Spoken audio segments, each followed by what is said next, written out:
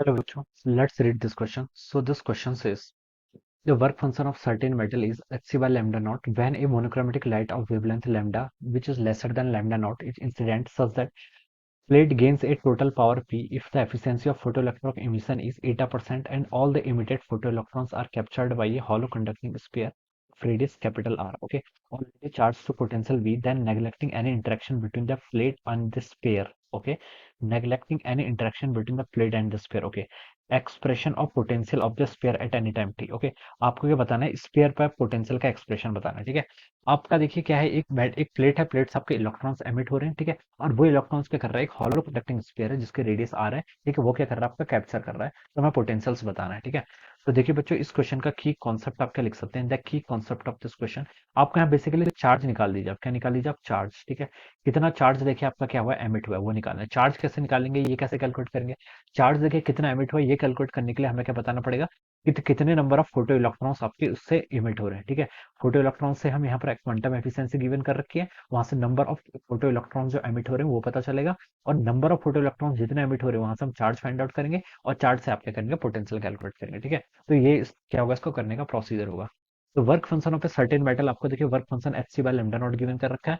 ठीक है, work function आपको यहाँ पर ये गिवन कर रखा है, और क्या बोला गया है, when a monochromatic light of wavelength lambda, so the lambda is lesser than lambda naught, is incident. Okay, wavelength क्या है इसकी, थ्रेशोल्ड वेवलेंथ से लेस है। ठीक है, तो इसका मतलब है कि आपका क्या हो जाएगा, इलेक्ट्रॉन्स एमिट हो जाएगा। ठीक है, मतलब आपका इलेक्ट्रॉन्स आपकी मेटल की सरफेस से निकल जाएगा। प्लेन गेट्स, जो आपकी प्लेट है, गेन से टोटल पावर। ठीक है, पावर डिफाइन कर रखा है। देखिए बच्चों, पावर को हम डिफाइन कैसे करते हैं, पावर होता है आपका amount of energy falling per unit area per unit time, ऐसे हम क्या करते हैं, पावर को डिफाइन करते हैं। Sorry, this is intensity. ठीक है, पावर तो आपका सिंपली एनर्जी बाय टाइम होता है। क्या होता है आपका पावर, क्या हो गया आपका, एनर्जी इनटू टाइम। ठीक है, आपको देखिए लास्ट में आपको एट ए टाइम टी बताना है, तो देखिए हम यहाँ से क्या लिख सकते हैं, एनर्जी इन एनर्जी क्या लिख सकते हैं आपका, यहाँ से देखिए आपका ये हो जाएगा। ठीक है, पावर इजिकल टू कितना हो गया आपका, एनर्जी इनटू टाइम लिख सकते हैं। ठीक है, ये लिख सकते हैं। अब देखिए एनर्जी ऑफ फोटोन में, देखिए एनर्जी ऑफ ए फोटोन, एक फोटोन की देखिए बच्चों कितनी एनर्जी होती है, एक फोटोन की एनर्जी होती है देखिए आपकी एच सी बाय लैम्डा के इक्वल। ठीक है, यहाँ पर देखिए हमें गिवन कर रखा है मोनोक्रोमेटिक लाइट जिसकी वेवलेंथ कितनी है आपकी, लैम्डा के इक्वल है। ठीक है, ये energy of a single photon है। अगर मैं टोटल रेडिएशन की एनर्जी पूछूं तो देखिए कितनी होगी, एक फोटोन की एनर्जी इंटू आपके टोटल नंबर ऑफ फोटोन्स कितने हो जाएंगे, एनपी। ठीक है, तो मैंने लिख लिया this is the total energy, ये क्या होगी आपकी टोटल एनर्जी। ठीक है, अब इस एक्सप्रेशन में इसको पुट कर लीजिए, पावर देखिए किसके इक्वल हो गया, एनर्जी। एनर्जी को लिख सकते हैं नंबर ऑफ फोटॉन्स इनटू आपका एक फोटोन की energy H C by lambda divided by the total time. ये आपने यहाँ पर से ऐसे लिख लिया। ठीक है, अब बच्चों आप यहाँ से एनपी लिख लीजिए। एनपी देखिए कितना हो जाएगा, एनपी हो जाएगा आपका पावर इंटू टाइम। ठीक है, इंटू लैम्डा भी आ जाएगा, डिवाइडेड बाई यहाँ से कितना आ गया, एच सी आ गया। ठीक है, तो उसको आप लिख लीजिए PT lambda divided by P T lambda divided by H C. Okay, these are the number of photons, इतने नंबर ऑफ फोटोन्स क्या होंगे आपके, एमिट होंगे। ठीक है, ये बता सकते हैं कितने में, टी टाइम पे। ठीक है, टी टाइम हमने यहाँ पर लिखा हुआ है। तो ठीक है, अब क्वांटम एफिशिएंसी दे रखी है। क्वांटम एफिशिएंसी बच्चों देखिए कैसे डिफाइन की जाती है, क्वांटम एफिशिएंसी होती है आपकी n% गिवन कर रखी है। इसका मतलब आपका number of photo electrons emitted divided by the number of photons. ठीक है, कितने आपके फोटो इलेक्ट्रॉन्स एमिट हो रहे हैं divided by number of photon incident on the metallic surface जिससे आपके इलेक्ट्रॉन्स क्या हो रहे हैं, एमिट हो रहे हैं। ठीक है, तो ये आपका क्वांटम एफिशिएंसी का फॉर्मूला होता है।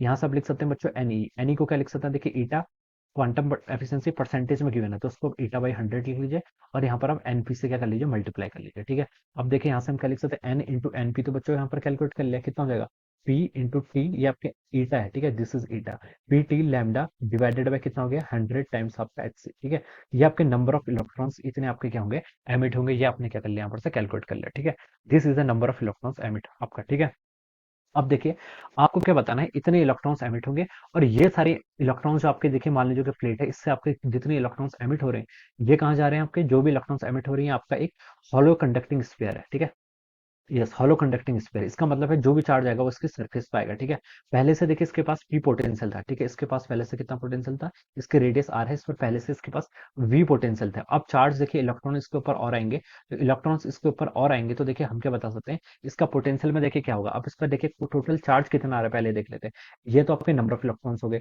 चार्ज किसके इक्वल होता है, देखिए total number of electrons into charge of a single electron. ठीक है, ऐसे हम डिफाइन करते हैं। तो क्यू कितना हो जाएगा, देखिए यहाँ क्या आपका eta P T lambda divided by कितना आपका 100 एच सी इंटू आपका ई, चार्ज इलेक्ट्रॉन का ई नहीं माइनस ई होता है। ठीक है, यहाँ पर हमें साइन का भी ध्यान रखना है क्योंकि यहाँ पर पोटेंशियल कैलकुलेट करना है। ठीक है, तो ये आपका क्या हो जाएगा, this will be the total charge. ठीक है, तो this will be the total charge on the sphere after time T. ठीक है, ऐसे फाइंड आउट कर लेंगे। इनिशियल बच्चों देखिए आपका इनिशियल पोटेंशियल कितना था उसका, चार्ज फाइंड आउट कर लिया, अब यहाँ से पोटेंशियल फाइंड आउट कर लिया। पोटेंशियल किसके इक्वल होता है आपका, के क्यू बाई आर के इक्वल होता है। कितना होता है आपका, के क्यू बाई आर। रेडियस देखिए इसको हमें गिवन करके कैपिटल आर के इक्वल है। तो अब इसमें ये एक्सप्रेशन को क्या कर लीजिए, पुट कर लीजिए। तो वन के ई की वैल्यू ओपन कर दीजिए। देखिए ऑप्शन में देखिए हमें 4 पाई एप्सिलॉन नॉट जैसा दिख रहा है, ठीक है। तो ये हो जाएगा क्यू की वैल्यू आप यहाँ से लिख लीजिए, कितना हो जाएगा, eta P T lambda E divided by यहाँ से आपका इंटू 100 h यहाँ पे लिख लिया, ठीक है। ये हो जाएगा, और ये पोटेंशियल क्या होगा आपका, नेगेटिव होगा, ठीक है, क्योंकि चार्ज इलेक्ट्रॉन का चार्ज क्या नेगेटिव, ठीक है। तो के ई क्यू बाई आर से हमने ये लिख लिया, ठीक है। तो ये आपका क्या आ जाएगा, ये और इनिशियल पोटेंशियल कितना था उससे पहले से आपका v के इक्वल था। तो अब ये पोटेंशियल इसमें आप ऐड कर लीजिए, तो ये हो जाएगा आपका v माइनस, देखिए कितना हो जाएगा, v माइनस देखिए आपका ईटा हो जाएगा, लैम्डा आपका पावर पावर टी ई, ठीक है, डिवाइडेड बाय देखिए 4 पाई को 100 से मल्टीप्लाई करेंगे तो कितना हो गया आपका 400 पाई, ओके। एप्सिलॉन आ गया, ओके। और कितना हो गया यहाँ से, एप्सिलॉन आ गया, और यहाँ से आपका एच सी के इक्वल हो जाएगा, ठीक है। और आपका रेडियस आर, ठीक है, ये आपका रेडियस से मल्टीप्लाई कर दिया। So this will be the new potential. ये क्या हो जाएगा आपका, पोटेंशियल हो जाएगा तब मैं आफ्टर टाइम टी, देखिए टी का टाइम यहाँ पर टी यहाँ पर आर्क है। So this will be the new potential. New potential को मैंने क्या लिख लिया, आपका वी डैश लिख लिया, ठीक है। पोटेंशियल देखिए स्केलर क्वांटिटी, इसलिए हमने इसको डायरेक्ट ऐड कर लिया, ठीक है। तो पोटेंशियल आप यहाँ पर से इसको ऐसे लिख सकते हैं, ठीक है। तो this will be the answer of this question. तो इसको आप ऑप्शन से मैच करें तो देखिए आपका कौन सा ऑप्शन होगा, आपका ऑप्शन बी हो जाएगा, ठीक है। Option B will be the right answer of this question, ठीक है। तो हम बता सकते हैं कि यहाँ पर आपका बी ऑप्शन क्या होगा, इसका करेक्ट आंसर हो जाएगा, ठीक है। ये इससे मैच कर रहा है। So I hope you all understood this concept. All the best and thank you so much.